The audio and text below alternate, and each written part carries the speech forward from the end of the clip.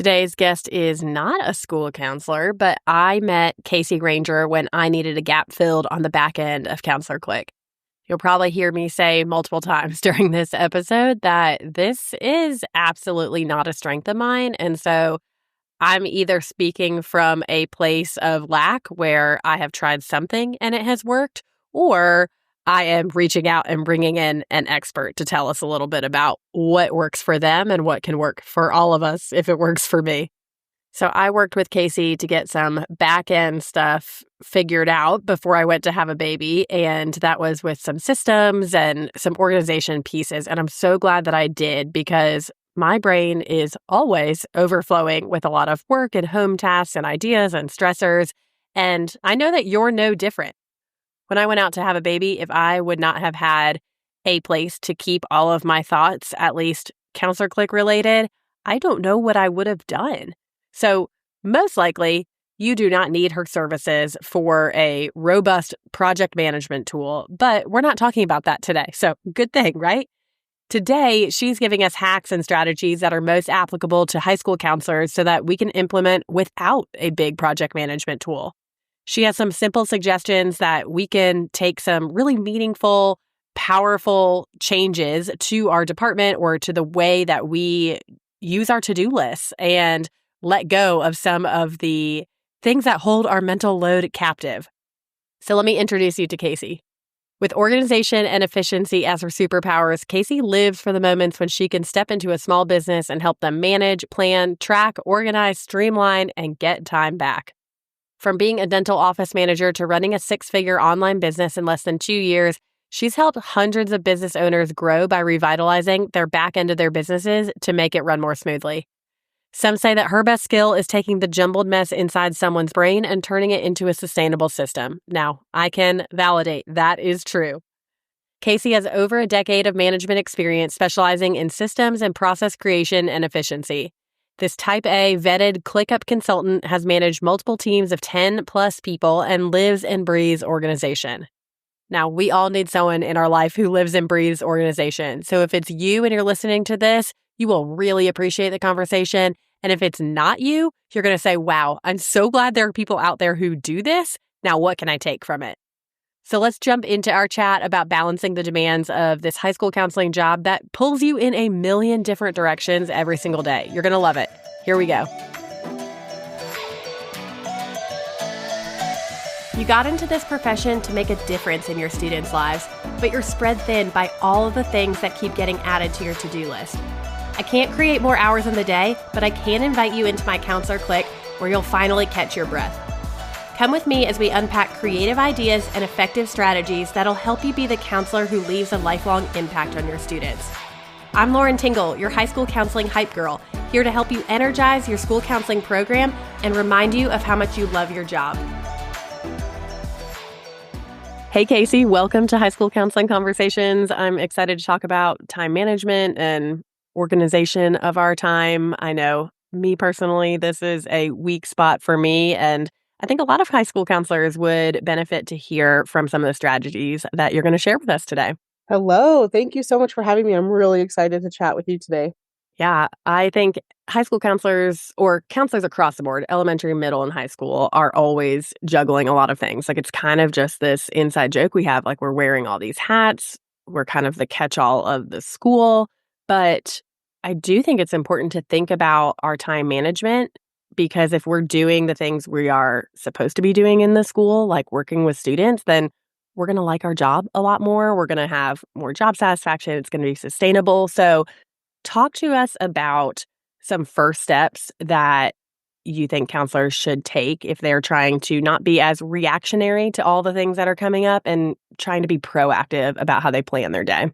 One thing that I have found really helps people is building out what I call an ideal schedule.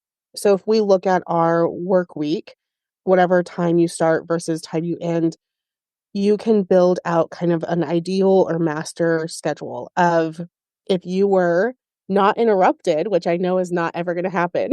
But let's say you were not interrupted and you could have the perfect work week ever. You will build that out.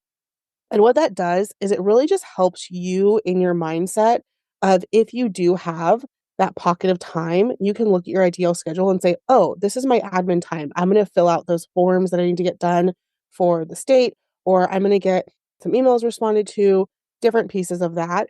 And also, what's nice too is when you're doing that, you've planned it out. So you're not feeling guilty for saying, hey, I have time on my calendar after this with a parent or a student or admin or whoever you're trying to meet with. But it really helps you feel confident in saying, like, I'm going to follow this as close as I can. And I will tell you right now, you will never, ever, not one day ever follow that schedule perfectly. But it's in the back of your actual calendar. So I actually build this on my Google Calendar. So it's a separate calendar. It's kind of grayed out, so everything goes on top of it. But it just feels really good to see, like, okay, I have work block here, I have meetings here, I have this, like, so then when I'm working, it feels good. Like I actually feel productive. And a lot of my clients that I've worked with say that that feels really good to build that out. The biggest thing that people say is that they push admin stuff off, or they push, for example, with counselors, maybe filling out forms for the state or responding to non-parent emails on last, and end up either working late or maybe taking the work home, and you don't want to have to do that. And so when you build this out, it feels really good. Yeah, I would say there's a couple things that I wanted to respond back to that. When you say like ideal schedule, I'm glad you addressed that. Like ideal means probably impossible. Like it's never going to happen, but at least you're stopping and pausing and saying, if it were to, if I was able to make my dream schedule, what would it look like? And then also, I just like want listeners to not hear that and dismiss that and say like, well, I'll never have the ideal schedule. Like that I think is a limiting belief of just erasing that and saying, hey, even though this is ideal, maybe we'll never achieve it. If we can lay it out, we can know kind of what the goals are. And like, we have goals as counselors. We are preaching that to students to have goals. I love your idea of having that kind of like in the background on your Google Calendar, because then, like you said, you finish a task and you go, oh, wow, that actually took me less time than I thought it was going to. And now I have this open block. What else can I move up there? And I know we'll get into kind of tools and stuff here in a second, but using a digital tool like a Google Calendar is huge, I think, because if you don't finish something, you can drag it over to the next day. It's more flex than that paper and pencil calendar, but I know to each their own. And I know we'll talk about tips and stuff, but I love just framing it out and saying, if I had my choice of how I'm going to do things, this is how I'm going to do it. It can be flexible. It allows what you said about the not having guilt about doing the things you have to do. I think that's important to acknowledge. Yeah. Yeah, so I appreciate that. Let's talk about, I already said this is a weakness of mine. So what are your tips for someone who doesn't feel like they are the most organized person? Like what tools would you use? Where do they start when this doesn't come naturally to them? So I would recommend starting very simple. So I would highly recommend to go digital. I know that some people, that's really hard. When people say that, I say, okay, write it all down, but then take 5 minutes and put it in your digital area. With school counselors, I would probably recommend Google or whatever the school kind of allows, which I would assume most of them have Google as an option. But the Google Suite is really helpful. We have the calendar there. You can make events. You can use appointment scheduling there for people to kind of make boundaries around, allowing people just to take over your schedule. You have Google Drive to store things.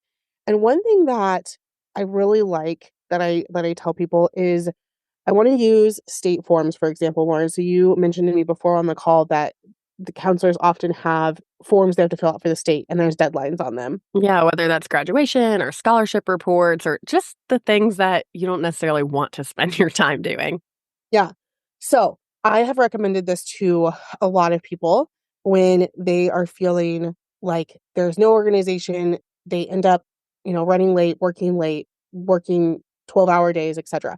Put that reminder in your calendar at least 30 days before it's due.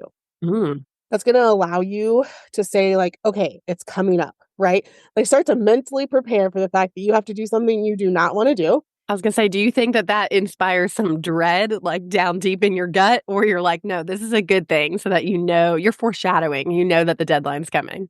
So I think this would be helpful. Are you the counselor, not you, Lauren, but who's listening? Are you the counselor that often returns stuff late? Or are you the counselor that is like on time with everything?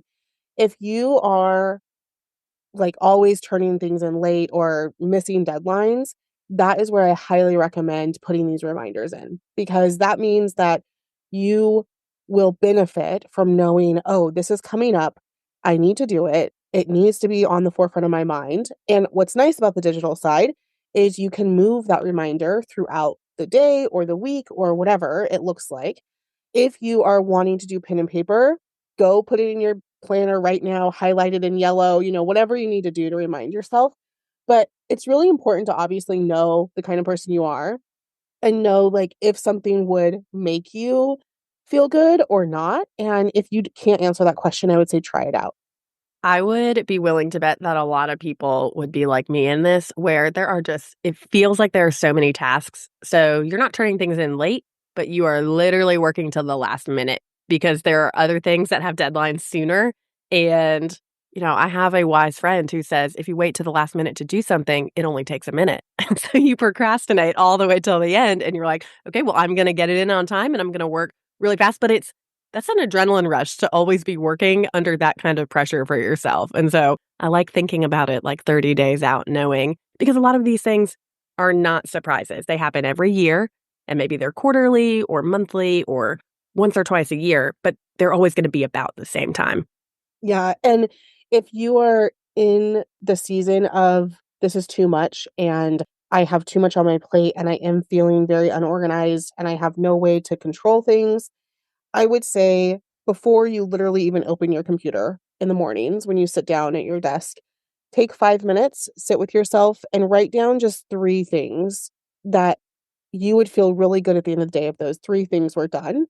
And I think that will help you start to feel just a little bit more peace. Hmm. Like you said, even though things just take a minute, the mental load that you are putting on yourself to remember all of those things all of the time, and then also getting interrupted like 100 times a day, that is so exhausting. Like, Yeah. you are going to just constantly feel exhausted and burnt out and not like you're being able to give your best. And so taking these really small steps will help you in the long run and help you kind of get further. So once you like I'm feeling really good about how I write three things down every single morning. Okay, maybe now we move to opening up your planner and actually planning out your week on a Monday or a Sunday if you like, doing it before your week starts.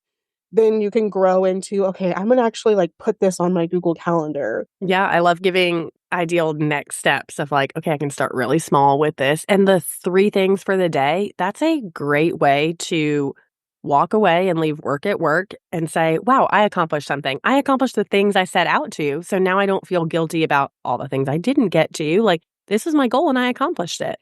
Exactly. Yep. I love that.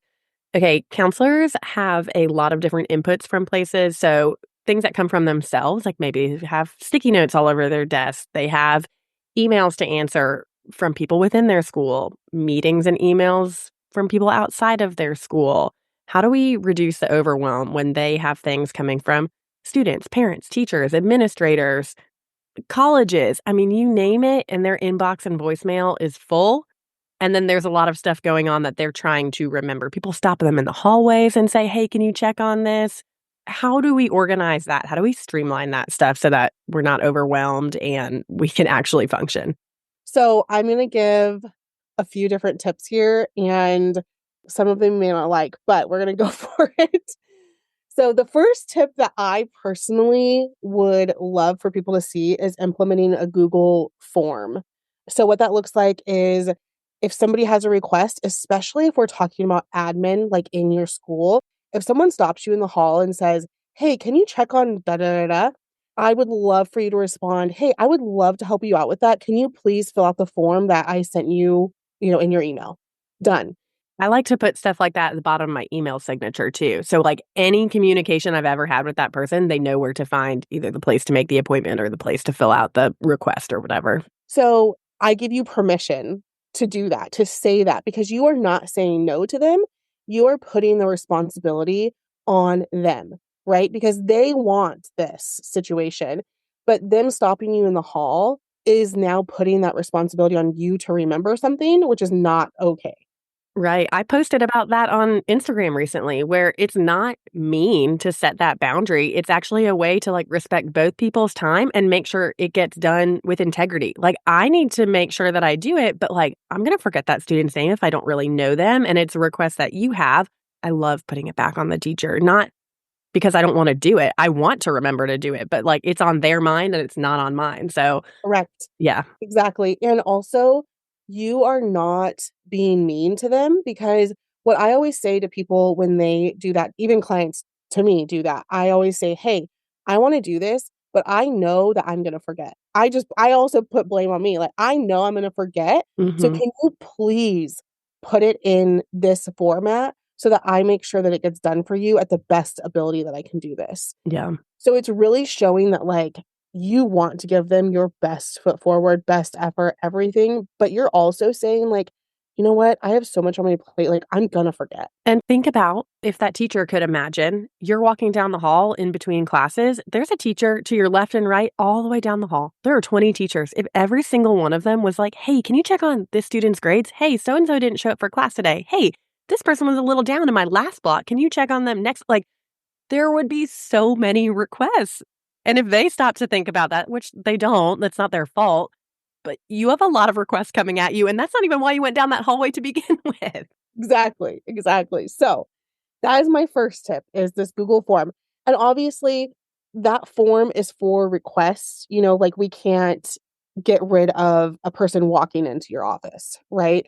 Or a parent or a student walking in if, a student walks in crying and you need to, like, take care of that immediately. This is a way to triage something that you can control. Right. Now, if that terrifies you, I want to offer you another 2 other solutions.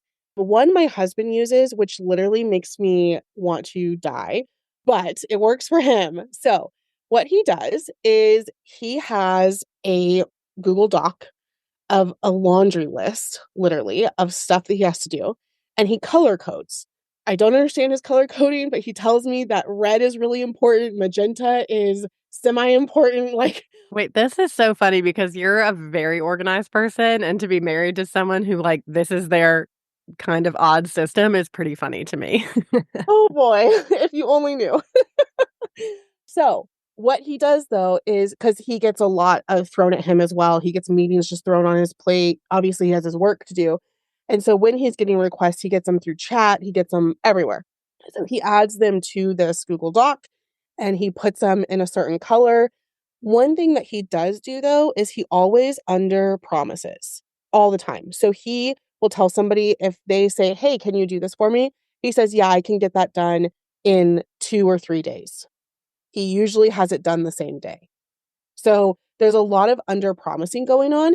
And that is one thing that I think would help counselors too, is if they say, you know what, realistically, with the amount on my plate, I can do that for you on Thursday instead of Monday. Mhm. And then if you can get to it earlier, awesome. That makes that person feel really good as well because you decided to, take care of whatever it was. Yeah, and you know what came to my mind when you just said that is, like, counselors have these time restraints with their student schedules, and so I'm thinking, a teacher asks you to see this student, well, they might go off campus for half the day to a career center. They might have an early dismissal and might not be there, and so realistically, no, I cannot promise to see that person today because let me go check their schedule. Oh, they're not even here. They already left for the day, and so you don't wanna say, yes, I will definitely see them today, and they go home sick or something. Like, I think the under promising here is really helpful, as long as it's not a crisis situation where the student is not safe or something. But if it's something minor that we just need to follow up with, that sounds like a good plan. Yes. So there's that. Now, if you are the sticky note lover, which Lauren knows this about me, I loathe sticky notes, hate them. But if you're the sticky note lover, I also want to encourage you to move away from that. For now, though, get color coded sticky notes. So all of your blue sticky notes mean something, all of your orange ones, all of your yellow ones. And I would also encourage you, if you love sticky notes, to maybe kind of categorize them. So, like, all of your blue ones are in one area, all of your yellow, all of your orange, and they all mean different things to help you. So, that means if you have 10 minutes at your desk, you know which sticky note pile you could go to and get things taken care of. Mhm. I know that sounds so simple, but that would be huge on that mental load of either getting things off of your desk, like, these are all the 1-minute tasks that you just need to finish and throw away the notes. But something as simple as where they're organized on your desk or what color they are feels frivolous to even have to say, but I think it would go a long way for someone who had a messy desk. Yeah, it would. And for the people that keep knocking on your door, if it is a request like we talked about with that teacher in the hall, be like, say the same thing. "I would love to do that for you. Can you please fill out my request form? And I will get to it, in the timely manner," or whatever you guys decide on. Another thing that I really love, and Lauren, you may have mentioned this on your podcast before, but is having an email autoresponder. In that email autoresponder, you're very nice, you're very, like, excited that they emailed you, etcetera, and then what I have in mind are specific links. So, like Lauren said in your signature, in my autoresponder, I have links to either schedule an appointment, or if they need support with something, they have the form right there, all the different pieces that they're gonna need at their fingertips, because a lot of times, they email me and then I don't need to respond to that email because they got the autoresponder and they either just book a call with me or they go and fill out the support form that we have for our clients.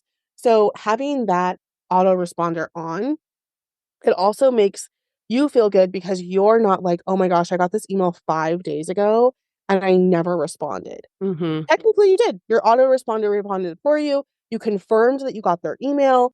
I highly recommend having that on, and that makes you feel really good. And then also, I wanna talk about labels and emails. Can I ask you a question about the autoresponder before you go into that? Would you do that, like, during the regular school day, not, like, Yes. just nights and weekends? Okay, all the time.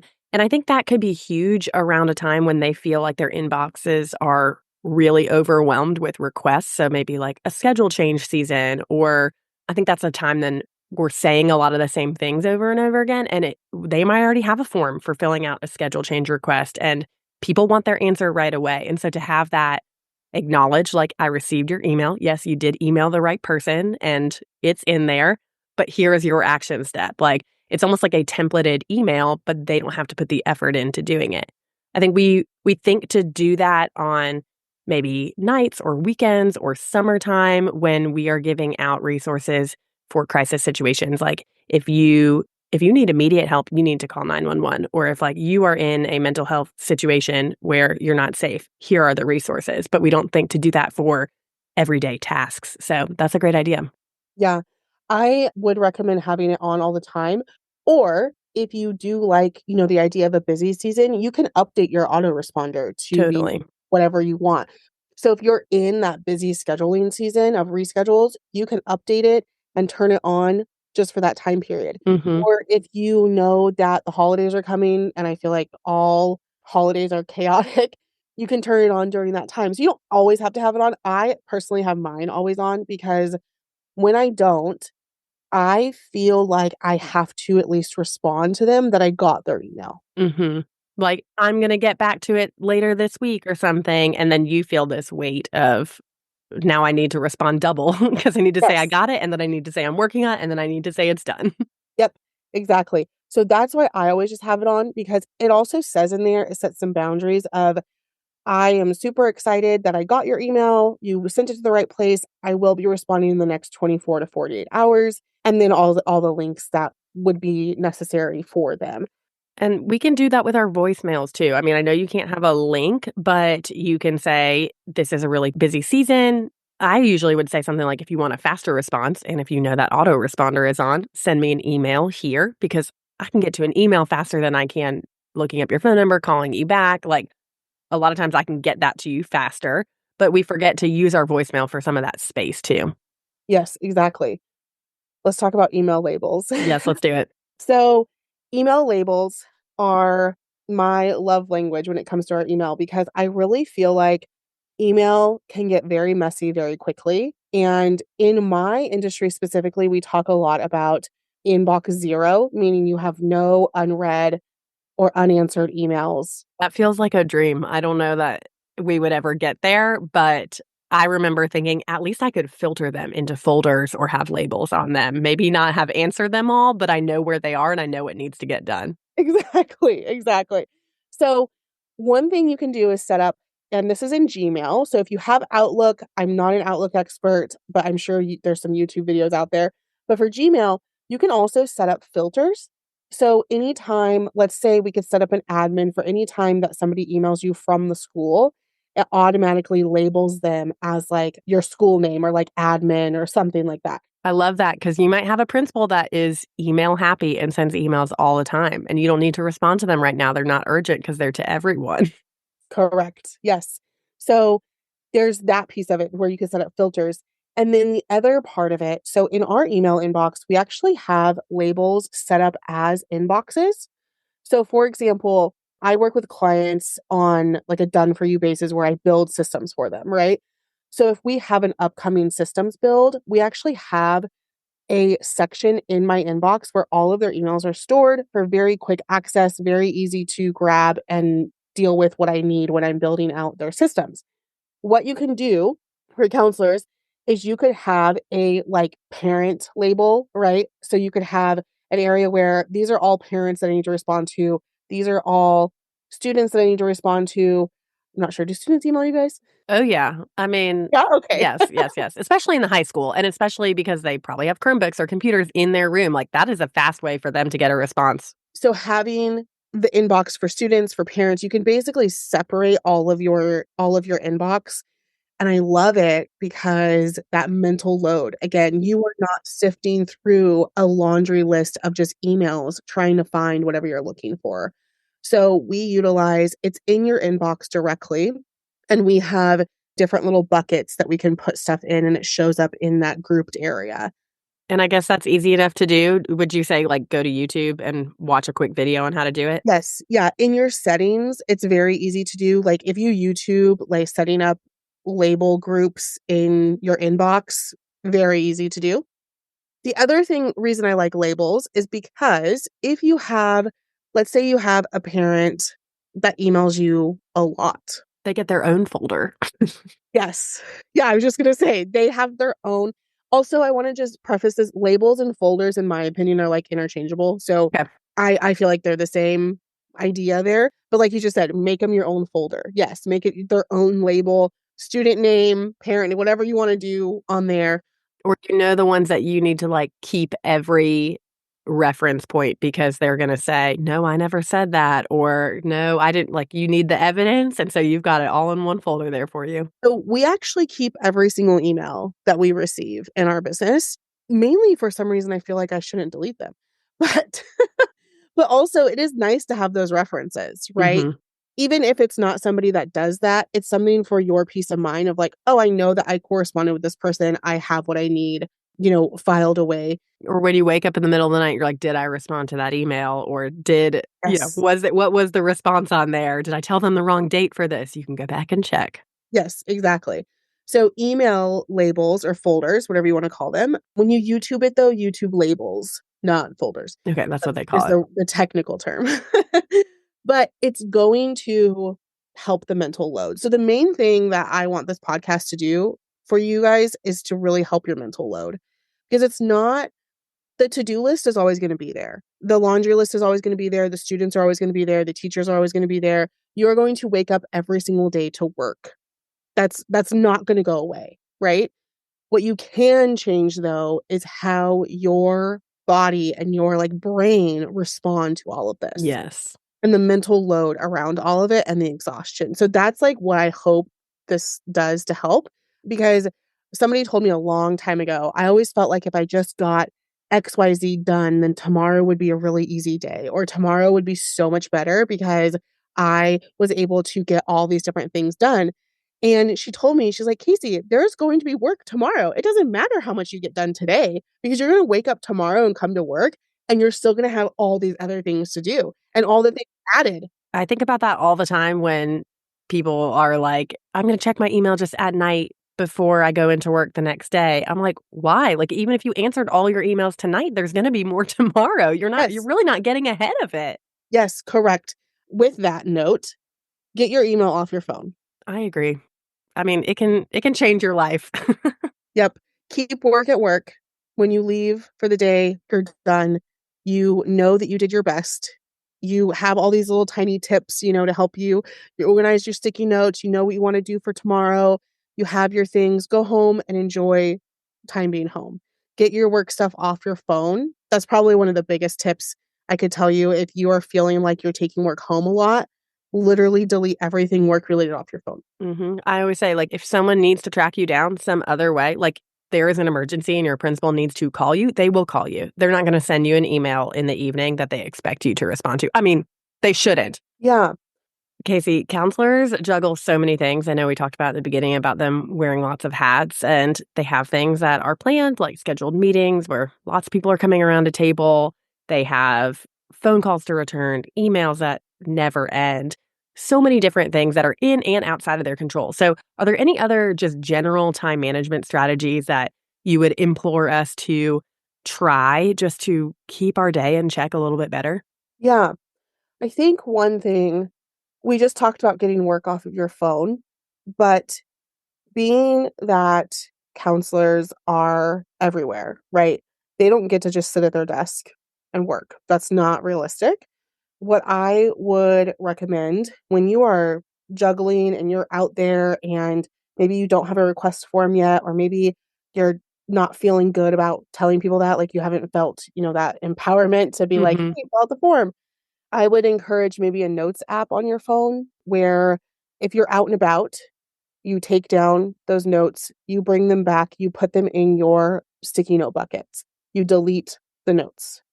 So the important part is deleting the notes because you have transferred them once you got back to your desk, you've transferred them. You've done something with them and you've incorporated it into whatever system you do have at your desk.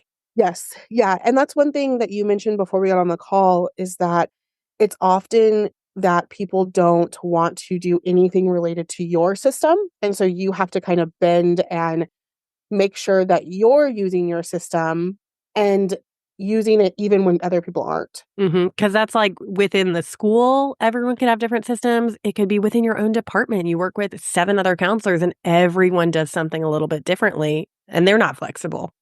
Right. Yeah. So I think when you're out and about, jot stuff down on your phone in your notes. And then when you get back to your desk, transfer those into whatever system you have and then delete it. The biggest thing is deleting it because I don't want you going home with these notes and then you're looking at them saying, like, oh, I could take care of this really quick. Yeah, you delete your email off your phone just to have now notes on your phone that you're Correct. working Yeah. through. No, we're deleting all of it. End of day, delete. That's part of Yes. your like closing routine.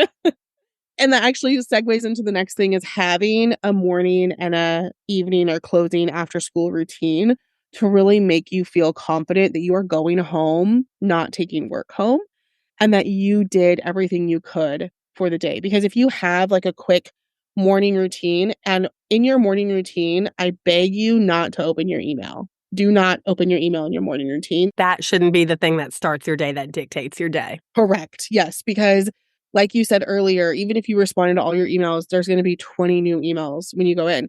And your email is your biggest time suck. Mm. And so we don't want to start our day by opening that email. We want to start our day by writing down our priorities or looking at our schedule for the day to kind of just get in that groove. I would encourage counselors if they could not look at their emails for like the first hour and actually have like a scheduled time of when they look at their emails. That can be multiple times throughout the day, but trying really hard to get away from your inbox being open all the time only because of the mental load. So we're back to that mental load of if you have your emails open all day, you're seeing all of them that are coming in, you're constantly in your head like, oh, gotta respond to that. Oh, let me just read that really quick. Oh, da da da. And then now you're wondering why on 6 p.m. on the 30th, all of your deadlines have to be met and you're doing all of them right now to get them done, Hmm. right? It's because all semester long, you have had this mental load around just your email of just like feeling guilty that you're not responding immediately, feeling guilty that you haven't looked at that email or you haven't done this or done that. And I agree with you that if there is an actual crisis at hand, someone is not going to email you. They shouldn't. I mean, Casey, you'd be surprised. Sometimes a teacher will do that, but you got to train them in your school not to. Please walk the student down and tell me this is an emergency. Don't just send me an email at the end of the day. Yeah. Oh my gosh. Okay. Well, I did not know that they would email you. Okay. They have before. I will say, I've spoken from experience. I'm like, wait, you just sent me an email and now the kid is getting on the bus and they're going home to an unsafe place. What? Okay, we have some other things that we need to handle in this school. But Yeah. yeah, for the most part, they should not do that. Okay. Well, if they are, I would encourage you literally tomorrow to go and send out an email to all teachers and all admins saying this is a policy that I am putting in Yep, place for yep. the students that I counsel so that you are not getting crisis emails. Because if it's a true emergency and true crisis, your email is not the place to communicate with you. Agreed. You should be walking into that office immediately. And that kind of talks about crisis moments. And so in crisis moments, obviously you are dropping everything, right? But what's important is that you maybe have your ideal schedule. And so, like, you don't feel this huge burden that you are helping a student because you know that tomorrow you can try to like do a little bit more of your ideal schedule, or you can do this, or you can buffer because you haven't looked at your email all day. You've gotten a lot of other things done. And so it doesn't feel like such a heavy lift. And I would have a feeling that counselors probably don't feel like helping students is a heavy lift. Correct. They want to be doing that. Yes. But what's important is those things are still going to be in the back of your mind, right? So even if you're helping your student, even if you're in a meeting with them and you're like encouraging them or whatever the case may be, I can almost guarantee you that in the back of your mind, you're still like, oh, got to do this and this and this and this. Like those tally marks are still there. So when you are utilizing some sort of system, whatever that looks like, you know that you have some time carved out in different areas. You have a morning routine that really sets you up for your day. You have a closing routine. The closing routine does not mean that you respond to all your emails. You don't spend your whole closing routine doing that. That's a good point because that's like how I would feel like, okay, well, I need to do this before I close for the day. And in my mind, that's what my closing routine would be. I want to encourage counselors, if you feel like you're in your emails all the time, I want to encourage you to maybe try to put a limit on how many emails you respond to per day. So I don't know what that limit should look like because I don't know how many emails counselors get. But if you feel like you are literally just responding to emails all day long, I want you to put a time limit on that with an autoresponder because we talk about crises, we talk about fires. What truly is a fire that you have to put out? What truly is a crisis? What truly is an email that absolutely needs to be responded to that day? If you can't answer those questions, I want you to sit down and write down those questions and really answer them where you feel confident that if you were to leave an email unread or unresponded to, it is okay because it's not a fire, it's not a crisis, it's not something that is like immediate. I think that will also help that mental load, right? Of feeling okay that you didn't respond to something right away. Yeah, I think you gave us so many good things to think about. I mean, really, with this whole interview of being reflective on what matters most in your day and with your schedule so that you can do the things you need to do and you can do the things you love to do. I mean, no one wants to sit and answer emails all day. We would be secretaries somewhere if we wanted to do that. We want to interact with people. And if we want to do more of that, then we have to manage the other stuff that just comes with the job. We have more of that at the high school than I would say elementary and middle school counselors do, but we have a really rewarding job too. We could have really good conversations with students and parents and help them with their futures and stuff. So it is worth it to be able to juggle all that stuff. Thank you so much for all of these ideas. Is there anything else we didn't talk about that you wanted to add about time management or organization or systems? I think the only last thing I'll say is have some sort of scheduler situation, which I believe, Lauren, you've talked about a lot with your counselors of having a way for people to schedule time on your calendar. Yeah, there's all sorts of tools out there that sync with whatever calendar you're using. If it's Google, if it's Outlook, I mean, there are things like Calendly or BookMe or Book a Meeting. Like there are lots of things out there. Yeah, and I don't know if this is allowed, you can tell me, Lauren, maybe putting some boundaries around when people can schedule times with you. Oh, I definitely did that. I didn't allow someone to schedule a time if it was less than 24 hours in advance. Like, I didn't want to go to bed at night and then not know that there was a meeting before school started in the morning or something. Like, no one could do that. Like, yes, if they call me and say, I need a meeting today, or, I just didn't want to be surprised walking into my office because someone was able to schedule a meeting in a short amount of time. Yeah. Okay, good. So you can put some boundaries there. I would encourage that. And again, when you set that up, you are emailing all teachers and admin that this is not a time to schedule a crisis. Who schedules a crisis? Yeah. Don't put it on my calendar, please. No, please walk into my office. And also, in that email, you can set boundaries, right? You can say, like, if you need a non-emergency meeting, here's the link. If you have a request for me, here's the link. If you have a crisis, please walk into my office. You are more than welcome to come into my office for a crisis. Yes. When you form the words that way, and also if you want to use ChatGPT, go for it. Like, if you want to have AI help you write this email to sound really nice, go for it. Because I'm not like a nice writer. I have to use things to help it, sound a little friendlier.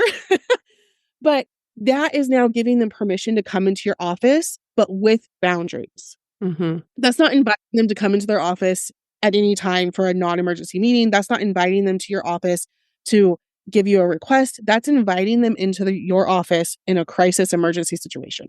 Yeah. And I think that this feels really daunting if there are no systems in place in your department or in your school. Like, you feel like I'm the bad guy, like setting these boundaries, but you're not. I feel like it frees people up to know that your own time is valued. Like, you get to believe that and live it, but their time is valued, because when they are constantly dropping into your office and you're not there, or you're with another student, or you're in another meeting, they start saying, well, she's never available. She's never in her office. I felt like when I switched to having some more boundaries around that and giving them systems to sign up for meeting times with me, everyone's time was valued more.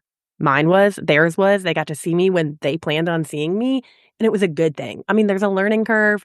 You have to practice it. You have to say it over and over again. You have to send it in emails or have it in your signature, but it is so worth it once you get it going in your school. It allows you guys also to actually perform your best, right? You're able to give your all and your best to your students, which is your whole goal. And that's what I would say too. Like, when you're in that time, you know that this time is for that student or that parent, and you're not returning phone calls. You're not answering emails. You're not telling other people to come back at another time, because you have the system in place. Like, you're going to have my undivided attention if you make a meeting with me. And being able to vocalize that to them makes them know that their time is valued too, and that they are a valued person in front of you. So, great tips. Thank you so much. I hope that people found encouragement wherever they find themselves on the organization or system spectrum, whether they are disheveled and full of sticky notes or they've got some good things working for them. This would be a great episode to share with a department and everybody kind of listen together and then come back and talk about. So thank you for all of your tips, Kaci. I know listeners are going to have some really practical things to take from this episode. You are so welcome. Thanks for having me. Of course. I hope you jotted down a few notes or made some mental notes of places that you're going to tweak a few things to do with your time management. But just remember to delete them out of the Notes app in your phone once you've found places for them back at your desk, right?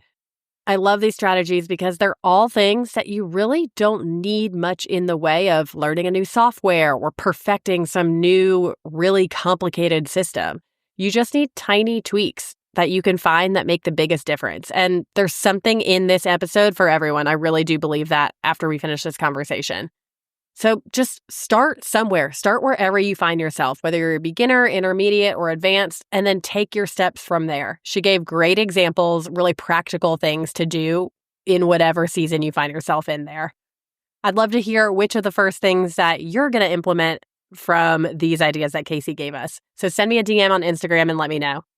I'm also serious about using this as a conversation to start some more dialogue in your department.